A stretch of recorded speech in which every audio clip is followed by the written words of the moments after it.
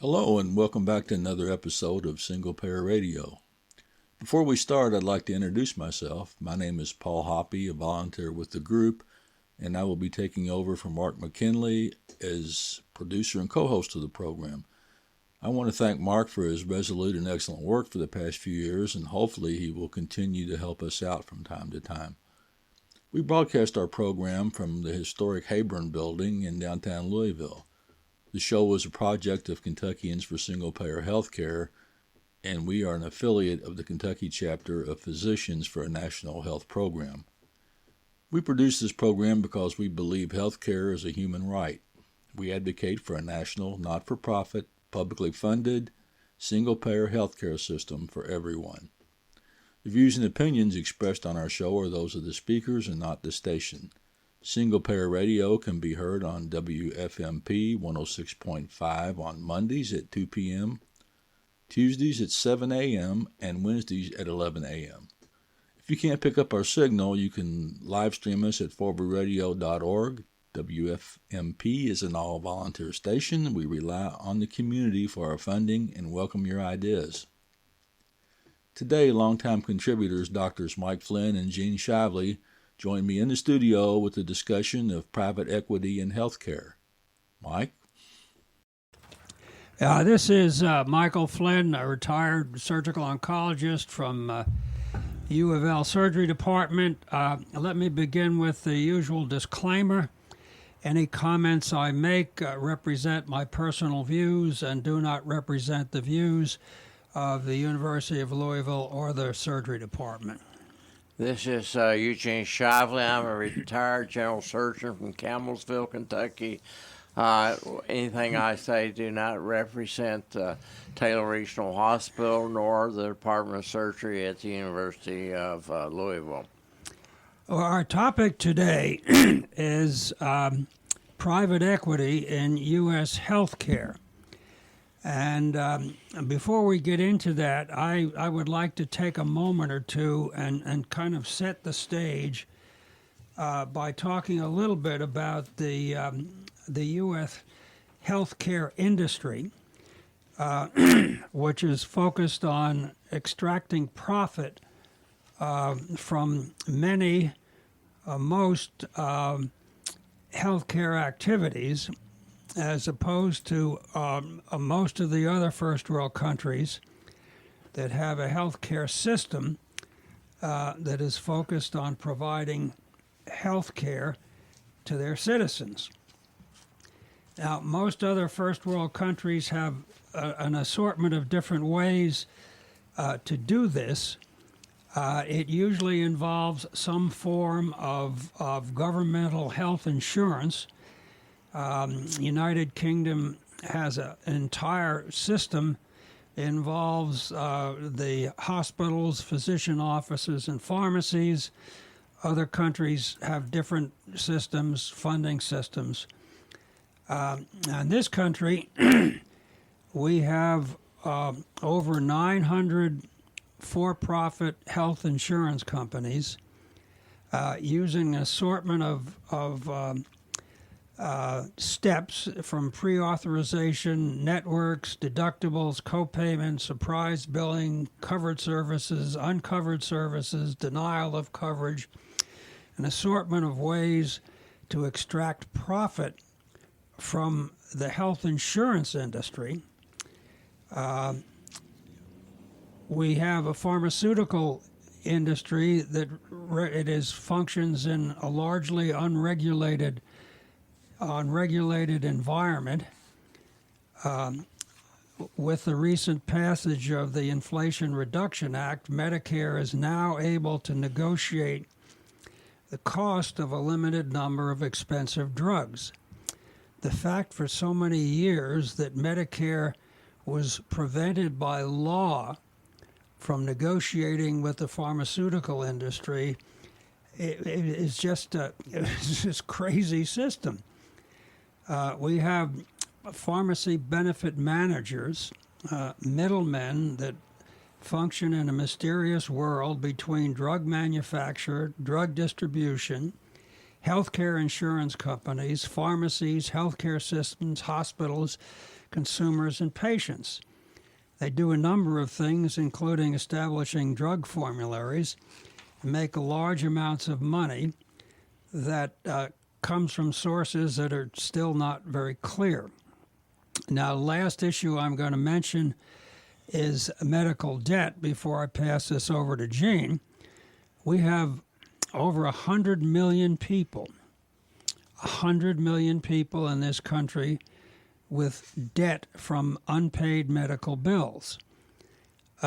In other first world countries, Canada, United Kingdom, European Union, Japan, Taiwan, Australia, New Zealand, medical debt is either non-existent or occurs at a fraction of the frequency in the U.S. The other consequence of medical debt is bankruptcy, and medical debt is the most common reason that an individual will file for bankruptcy in this country, represent about 60%.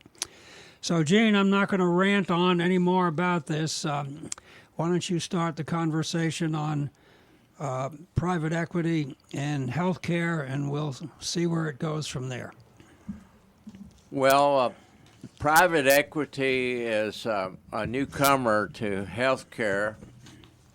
To my knowledge, there's no other country in the world that does this. And why has private equity gotten involved in healthcare? I think the reason is that healthcare in America is a $4 trillion business. It's the fourth largest economy of the world, and that's where the money is. Now, there's nothing wrong with private equity. However, medicine is a little different than other types of industry, selling washing machines and cars, etc. And so most people don't even know what a private equity company is, and I didn't myself till I started looking into it. An equity company is a company usually supported by very wealthy people or retirement funds or trust funds that become a part of this company, and their purpose obviously is to make money. The problem is that in Western civilization, medicine has never really been considered a for-profit business. It's always been a profession until the last 40, 50 years. And so the difference is that, it's a surgeon. Somebody showed up in the middle of the night that needed an operation. My job was to go and take care of them, regardless of their ability to pay. Obviously, a business purpose is to make money and provide a service. Not that that's bad. It's a good economic system, works better than most. However, there's been a vast expansion of for-profit companies involved in equity. Now, Gene, my understanding is that these private equity companies are leveraged buyouts, that the rich, the affluent, the trust funds or whatever you're talking about will put up a certain amount of equity, purchase a company or a facility, a hospital, a surgical center, a laboratory, physician practice, and within 20 or 30%, and then the other 80, 70 or 80% is collateralized by whatever they purchased. Is that a fair statement? Yes, and the way equity companies have worked in the normal market is they usually would take on a company that's not doing well. They would buy it, decrease cost, increase their marketing and turn it into a better company and sell it to someone else, or put it back on the stock exchange. But they've done this for now in the healthcare, which is really a different kettle of fish. And let me just tell you how involved they've become. And this has only been the last few years. 70% of nursing homes now are owned by private equity companies. Most people don't even know that, and they don't tell anyone. It's not uncommon that the building will be owned by someone, the administration being run by someone, the nurses employed by someone else. There are 386 hospitals around the country that are owned by equity firms. 9% are private hospitals, and 30% are proprietary hospitals.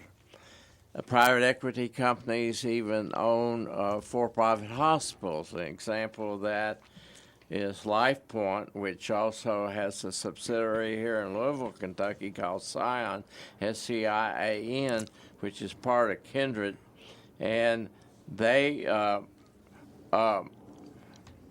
owned by an equity company called Apollo.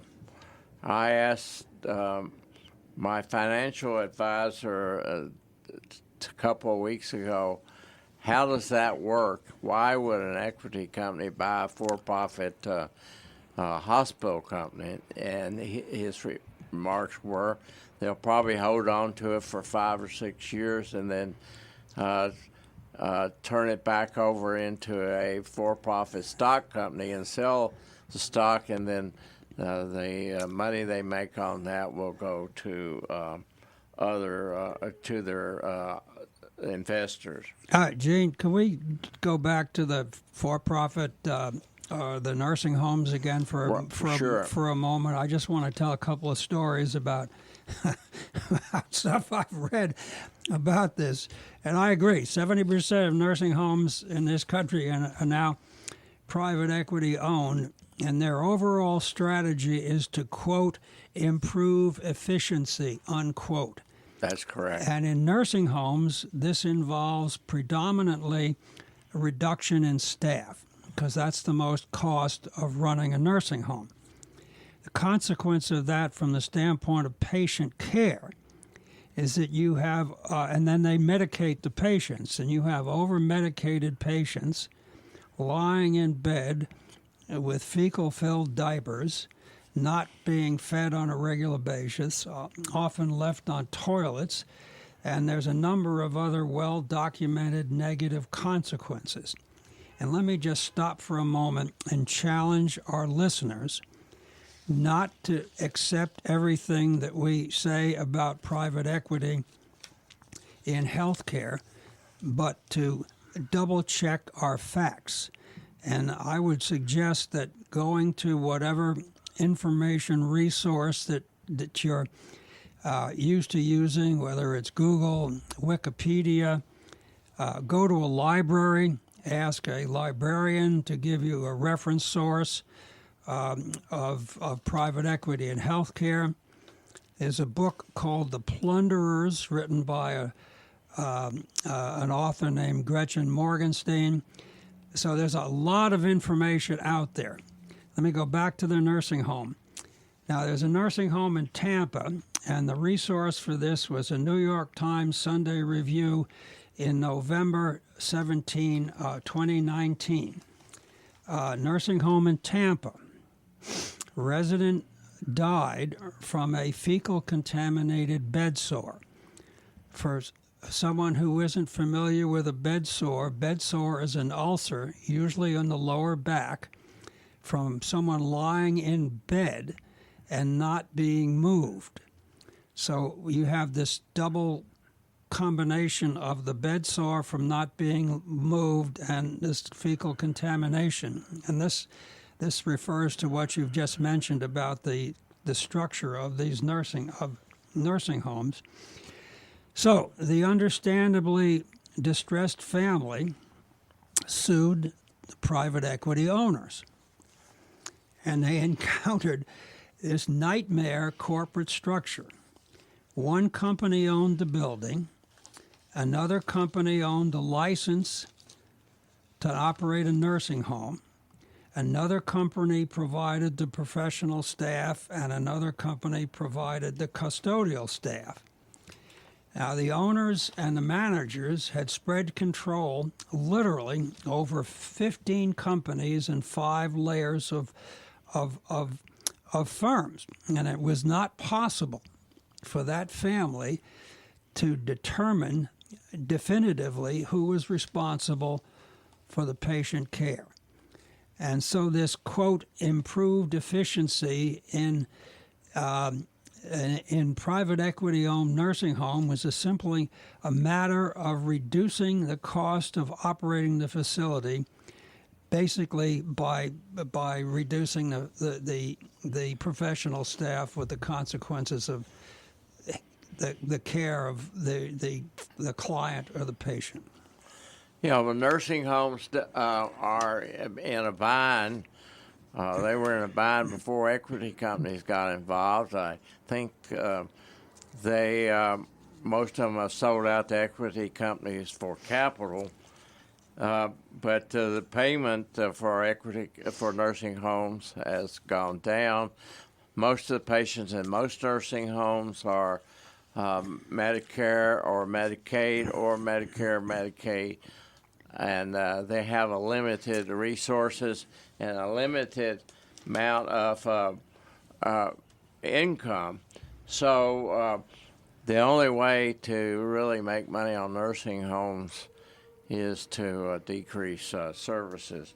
Now, it's interesting that there was an article on the December the 26th in JAMA. JAMA is the Journal of the American Medical Association, and they did a study on quality of care in hospitals that were for-profit versus not-for-profit, and the quality of care was about 25% less, and by this, they were talking about acquired conditions.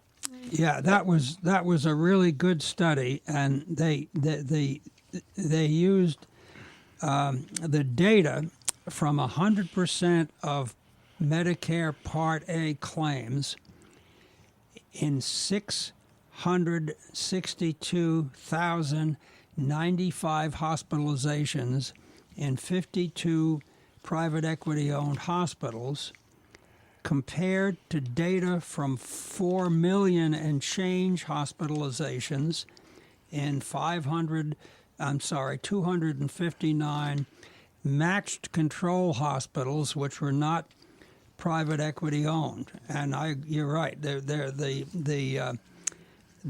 was an increase in 25% of hospital acquired conditions in the private equity owned hospitals. These were increased infections from central line placement, in spite of a decrease in the number of central lines placed, increase in surgical site infections in private equity hospitals, again, in spite of a reduction in the amount of surgical activity. So it's a really good article, and it outlines the negative impact of this, quote, improved efficiency, unquote, strategy of private equity-owned healthcare facilities, which basically is a result of reducing the professional staff. Well, let me just get back to one issue and how much money is being put into healthcare in the United States for private equity. And then I want to discuss the three main ways that these companies make money by investing in healthcare.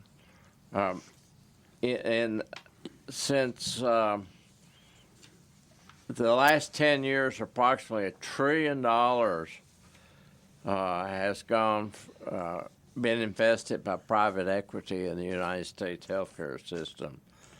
Since COVID, there's been $200 billion. So, how do they make money? Well, there are three ways.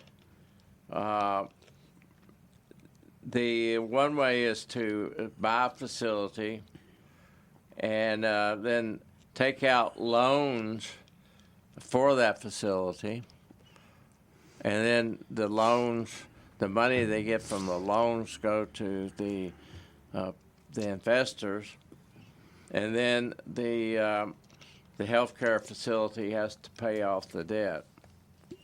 Another way is to sell land and facilities and other assets, and then the healthcare facility will have to pay rent to those. The money gotten from the land and facilities will go to the investors. The healthcare facility will be left with a large rent. And then the third way is to flip the asset. It's like flipping a house, buying a rundown house, redoing it, and then reselling it. This is frequently done. Take a facility and then sell it to another company. For example, they could sell it to a large corporation, a for-profit hospital. They could sell it to Amazon or CVS, etc. Now, Mike, I think we ought to talk a little bit about physician practices.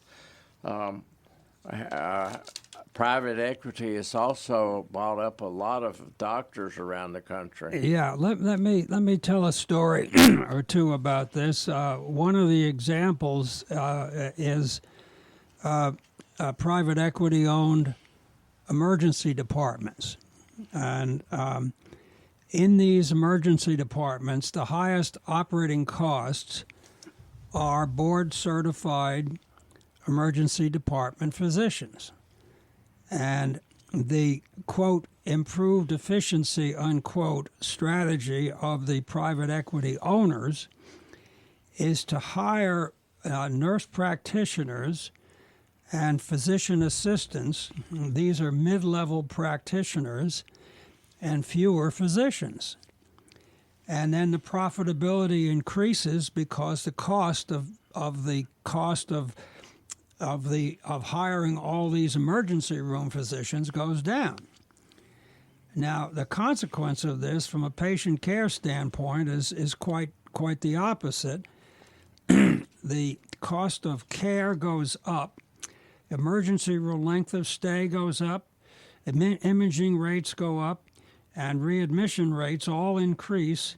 And this information, I'm not making this up. This comes from an assortment of sources. And again, I would challenge our listeners to go look this up themselves.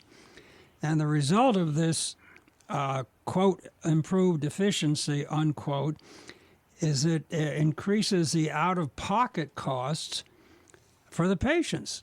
Because then in these emergency rooms, they're getting these huge bills for an assortment of reasons, and because they take the emergency rooms in addition to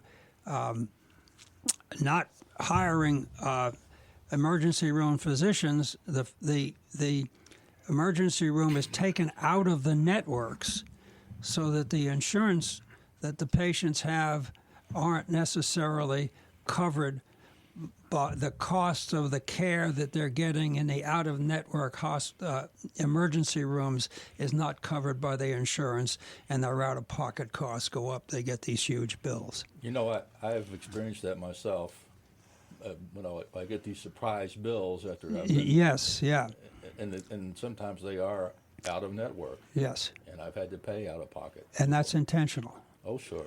And so let's talk about surprise billing again, because that is an increasing profit. It's an increasing profit increasing tactic of the private equity owned emergency rooms, physician practices, ambulance firms, air ambulance companies. All of these have increased the outrageous rise in surprise billings, and they're taken out of network, so they're not covered by insurance companies, and that allows the private equity owned companies to bill the patients directly.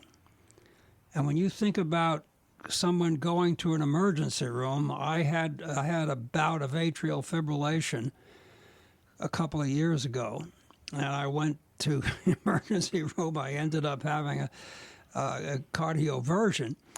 But when I went in, I didn't ask whether it was, anything was covered. I mean, I wanted to get taken care of.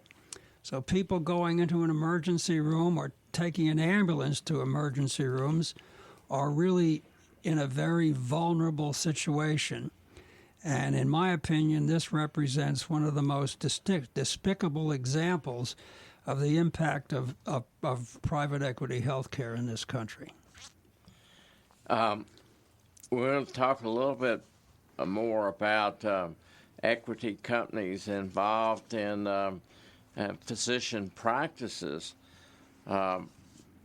It's becoming very common that large physician practices are owned by equity companies. You mentioned emergency rooms. I was at a medical meeting last week, and I was talking to a doctor who works in a rural hospital in Mississippi, and their emergency room is covered by a mid-level provider. She has access to a physician in a medical center, which is a long ways from where the mid-level provider is, and the surgeon, if he's in town, will come and help out. But sometimes you can get into a real problem, and a patient has to be transferred. But as you all know, there are some patients that can't be immediately transferred. Some patients, in trauma need chest tubes and reduction of dislocations, et cetera, et cetera. But the private equity companies have also gotten involved in other specialties, for example, dermatology, urology, gastroenterology, cardiology, and anesthesia. There's been a rise from 2012. There were 75 of these now, and there are approximately 484 in 2021, and I don't know how many they are in 2024. Well, let me tell another story about again a private equity owned dermatology practice in California, and this was a large dermatology practice. It was acquired by a private equity company, and they bought out the non-physician component of the company. And a number of things happened. They encouraged the personnel to upcode as much as possible. They encouraged the professional staff to do as more profitable procedures, more biopsies, more Botox, and their management, they then controlled the acquisition of everything from toilet paper to whatever else they were buying to use in the practice. And at some point in time, they purchased a cheaper variety of syringes from another private equity-owned company.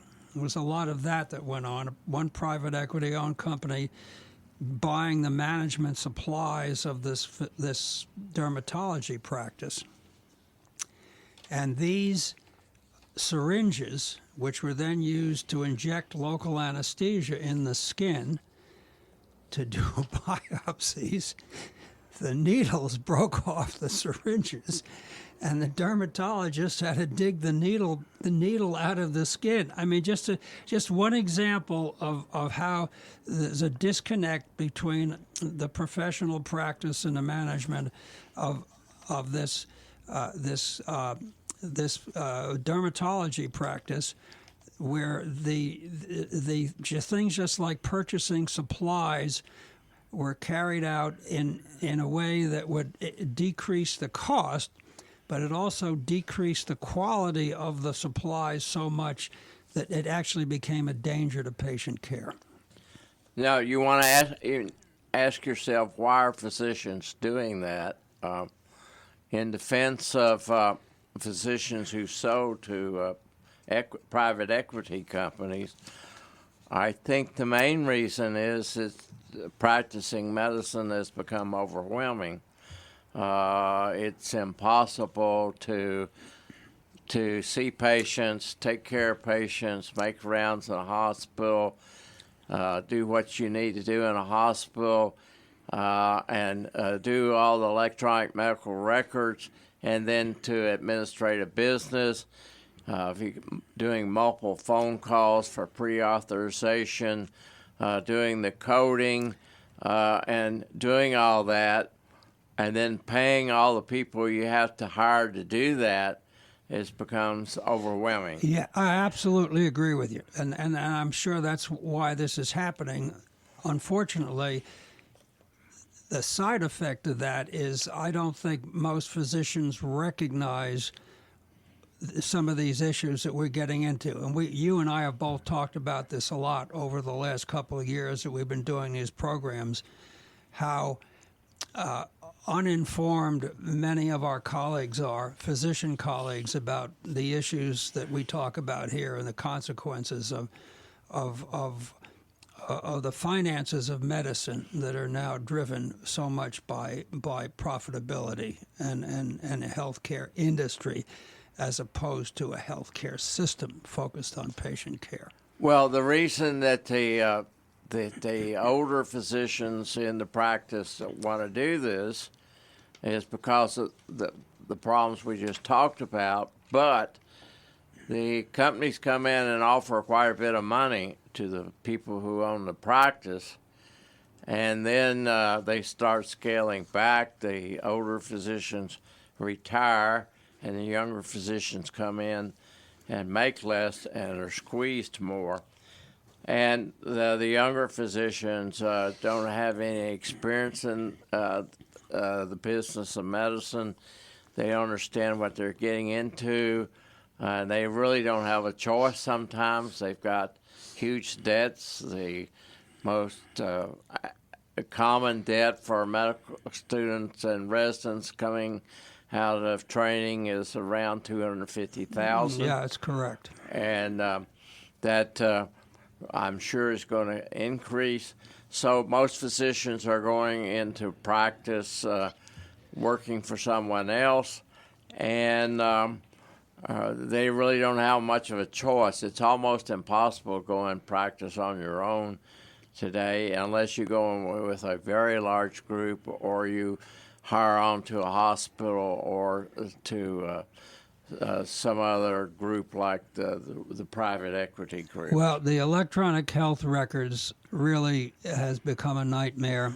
Electronic health records in this country is focused on billing. Right. Other countries' electronic health records is more a patient information storage. That's correct. And again, I'll tell you another story. I refused to do this before I retired from practice, and I actually paid for the cost of a transcription. I kept my dictaphone. I would dictate whatever I wanted to have to go in the record, and I paid out of my income in the clinical practice in the surgery department to have that done. one of my younger colleagues, who I won't mention, that you know who she is, came into practice with us and did a number of things, like trying to do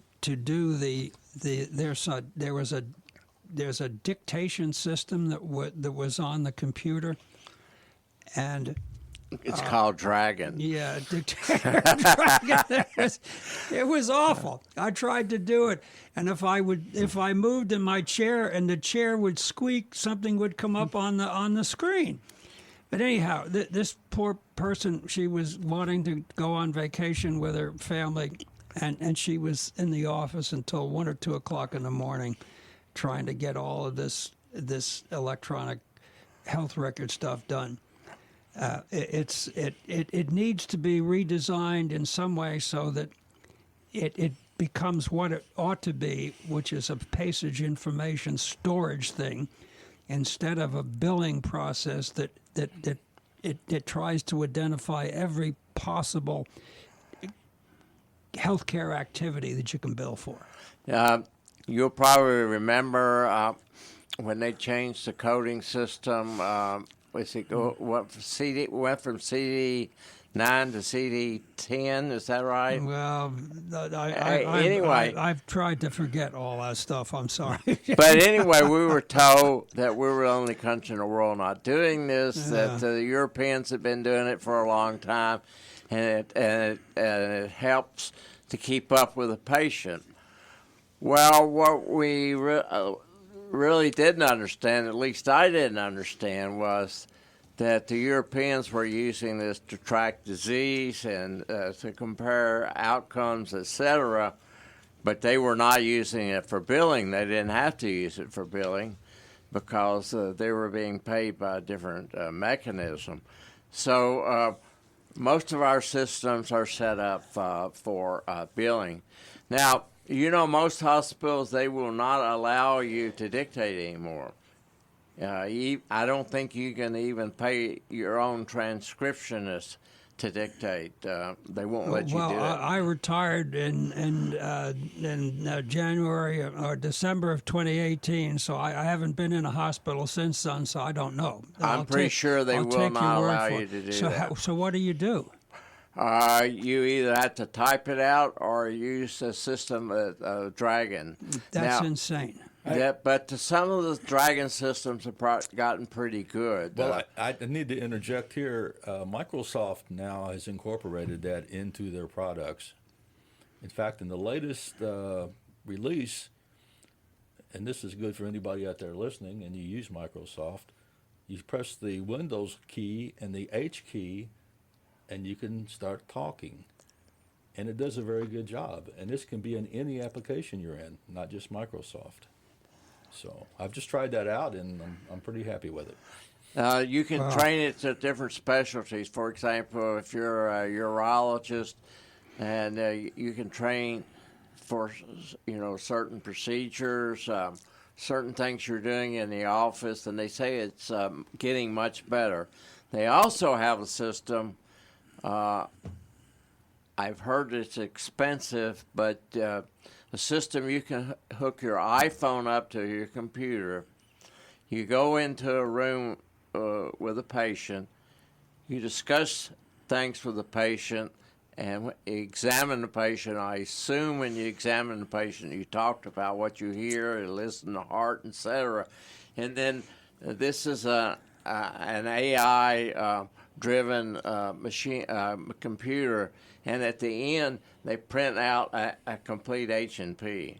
Now, are you in the room looking at your computer when you're talking to the patients? Because no, you're looking at the patient, talking to the patient. Okay, because that was what's happened with healthcare today, both in the hospitals. What happens is the nurses are exploited because all of the kind of I wouldn't call them custodial, but the non-professional help, the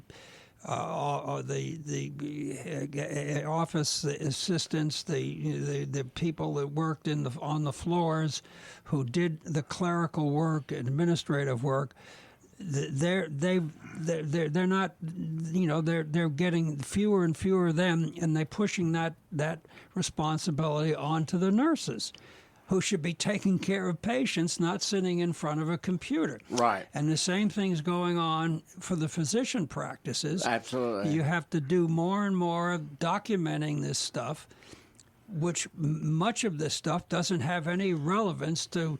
It's just filling up pages of unnecessary documentation in order to carry out this billing.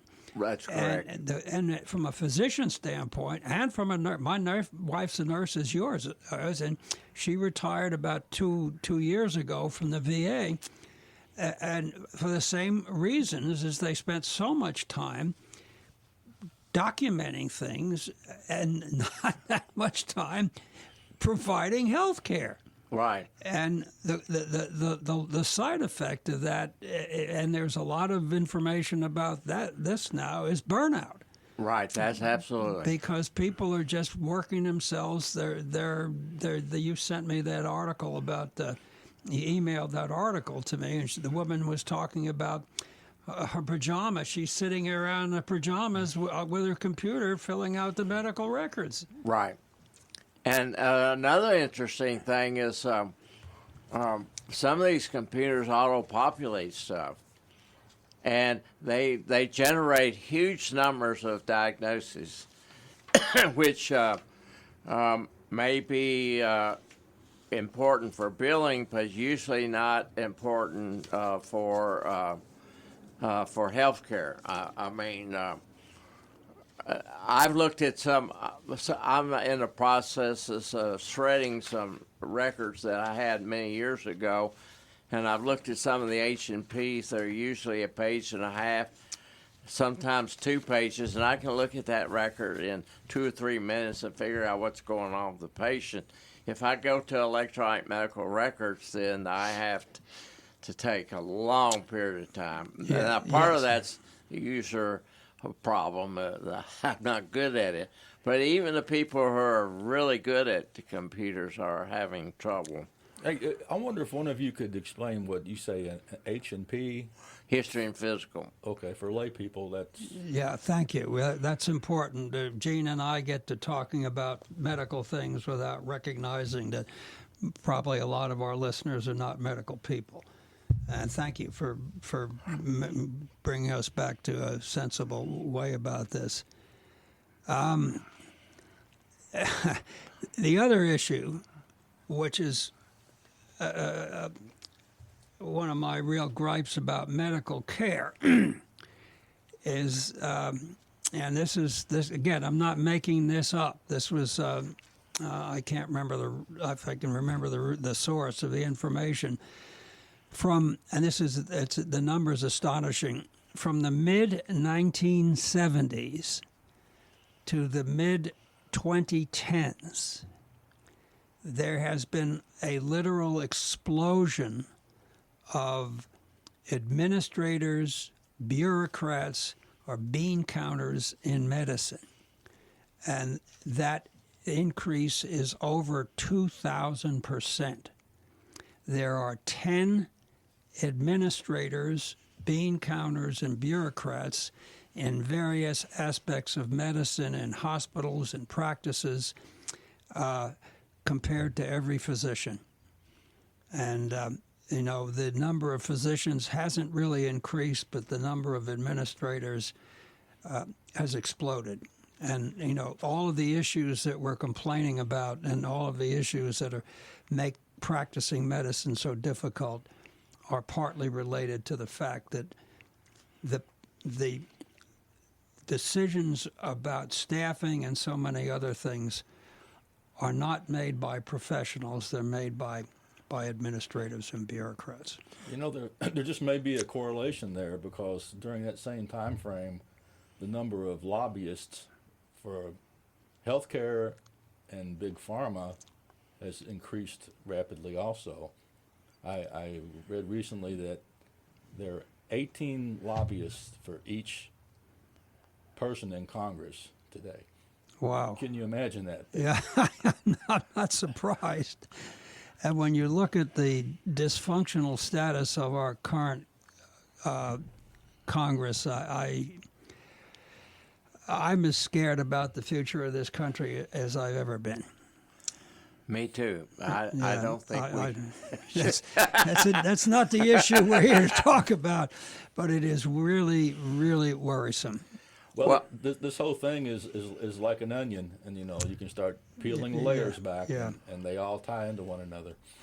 Well, we could dramatically decrease some of the cost of medicine just by standardizing forms. For example, Mike is a retired head and neck surgeon, and they did a lot of thyroids and parathyroids. If they had a standard form, and he would put in that he had removed a parathyroid gland and the diagnosis, and send that in, and it was the same for every company. Think how much money and time that would save. Well, again, you've got all of these for-profit health insurance companies, each of which has got 15, 20, 25 different plans, and they have this assortment of steps that you have to go through in order to get your insurance coverage recognized. I saw in the paper this morning a number of states are starting to pass laws requiring the for-profit insurance companies to do something about all of these pre-authorization issues. Right. Because you've got, there was a story in the paper about this man who was taking a diabetic medication, and I'm not remembering exactly what it was. It doesn't make any difference. And it seemed to be working, and his physician advised him to increase the dose. And this was then denied by one of the for-profit insurance companies. I think it was Cigna. And he went through this 2-month or 3-month appeal, and then it was approved. And then another 4, 5, or 6 months later, his physician advised him he needed to change the dose again, and the insurance company disapproved it, so that the practice of medicine is now being regulated by for-profit insurance companies, that they're controlling all of these activities. And this is just one example of the pre-authorization of whether you're getting a CT scan or whether you're going to have your appendix removed, depending upon what policy you've got.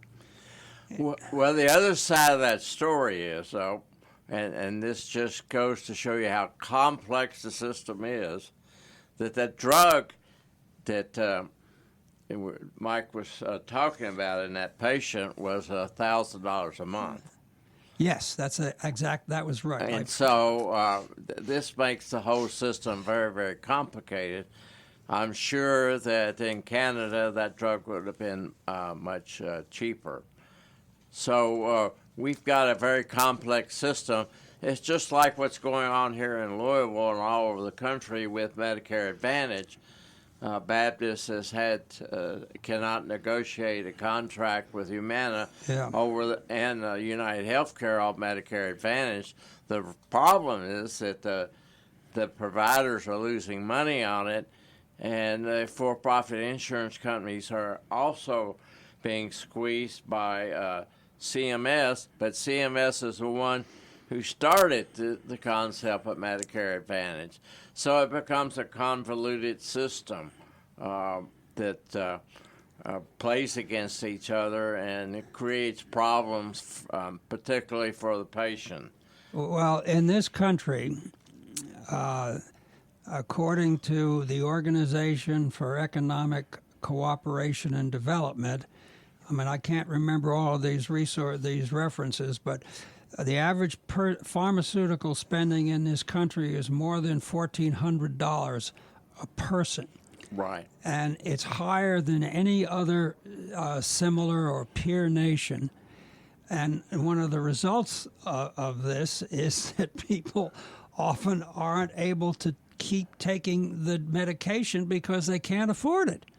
That's correct. And this has got, again, it's another negative impact on healthcare. And again, this from the same reference source, 30% of Americans do not take all the prescribed medications at some point in the course of a year because of the cost. Right. It's that is a problem. I was just reading an article this weekend on atrial fibrillation.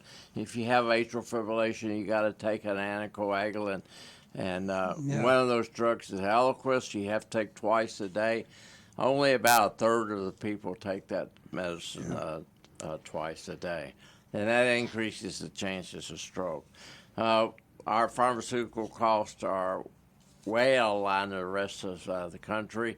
Pharmaceutical industry argue that if we decrease the cost of drugs, we wouldn't be able to do the research and the advancement that we've done. Now, I will have to admit, and that the pharmaceutical industry has done a phenomenal job in developing some incredible drugs, particularly in mental health and in diabetes and all these new vaccines, the ones for COVID.